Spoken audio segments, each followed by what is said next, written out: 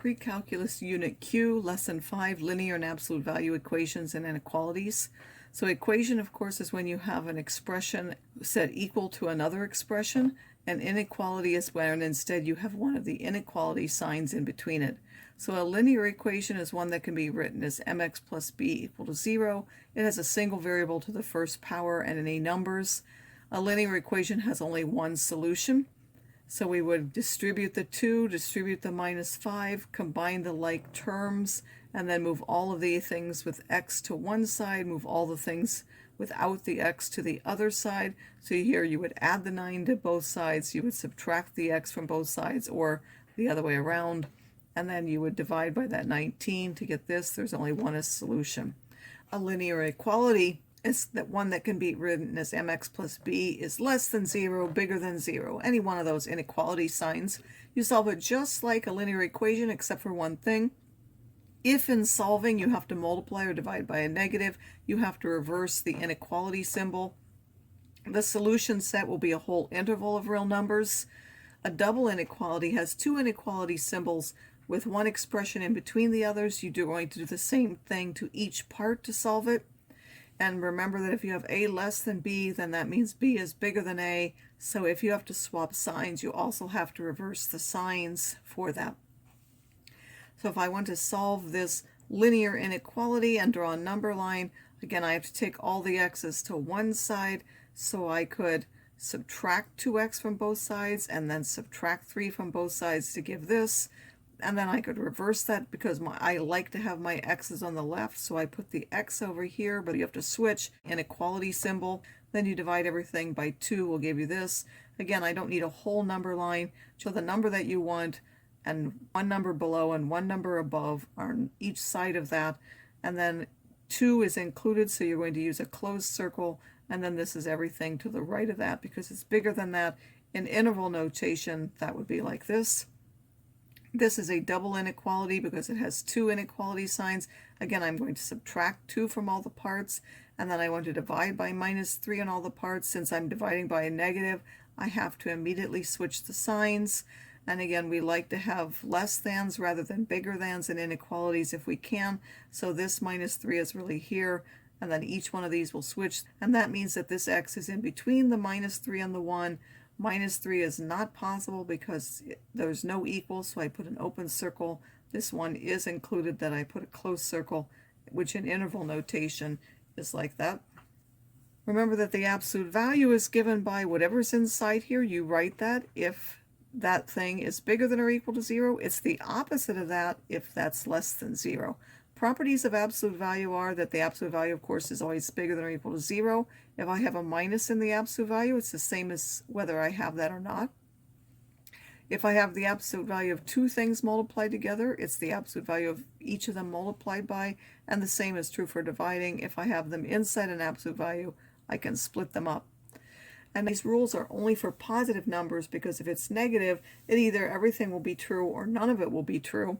Now, if we think about it, how can an absolute value of a number be k? If this absolute value is equal to a positive number, then either that variable has to be equal to the positive number or it has to be equal to the opposite of that.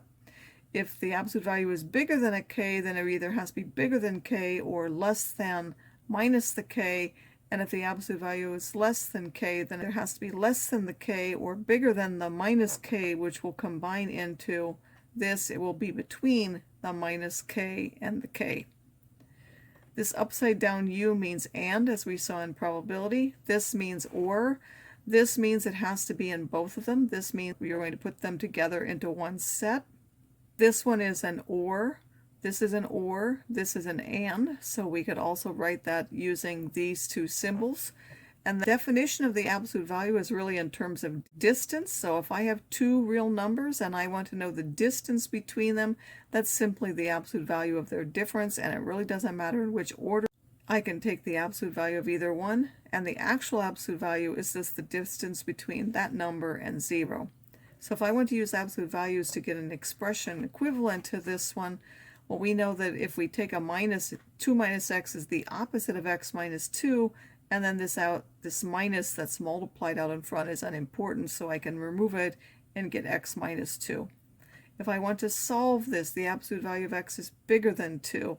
Well, we know that either x is bigger than 2 or x is less than minus 2, which will give us this. If I want to rewrite a distance without using an absolute value, first do it in terms of the absolute value. It's just the absolute value of the distance, and then I have to look, is this a positive or a negative number? Well, if you check this, this will be a negative number in your calculator, which means when I write it, I have to use the opposite. I want to go in the opposite order so that this is now a positive number because the absolute value has to be positive. If I do it with 6 and I check this is positive, so I will leave that. So again, remember with absolute value, if you have a negative number inside, then you take the opposite of it on the outside. If you have a positive number on the inside, you leave it just like it is. If I want to rewrite using absolute value notation, how can I write the distance between x and y is equal to 5? Well, the distance between them is just the absolute value of the distance, and then that would have to be equal to 5. These are two examples of numbers that would satisfy that inequality. So the distance between minus 1 and 4 is 5. The distance between 3 and 8 is 5. The distance between y and minus 3 is less than 4.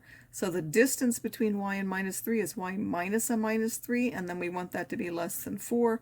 Of course, this can be written as the absolute value of y plus 3 is less than 4, and numbers that would work for that, like a half is less than 4 away from minus 3. It's only 3.5 away. There are, of course, many other values that would satisfy that. So now if we want to solve an absolute value inequality, or again, this only works for positive numbers. If it's a negative number, you have to simply think about whether it's true or not. If it's an equation, we know that the function will be equal to k if whatever's in that function is equal to the k or the opposite. If it's bigger than a number, either it has to be bigger than that or less than the negative, and if it's less than a k, it has to be in between the plus and the minus for that. So the absolute value of x minus 5 is equal to 4. We split that up into two equations. X minus 5 is equal to 4, or x minus 5 is equal to the opposite, which is minus 4. Solve each one of those separately. That gives me these two individual solutions. If I have like this, the absolute value of 2x minus 7 is less than 15. That means it has to be in between the negative 15 and the positive of 15.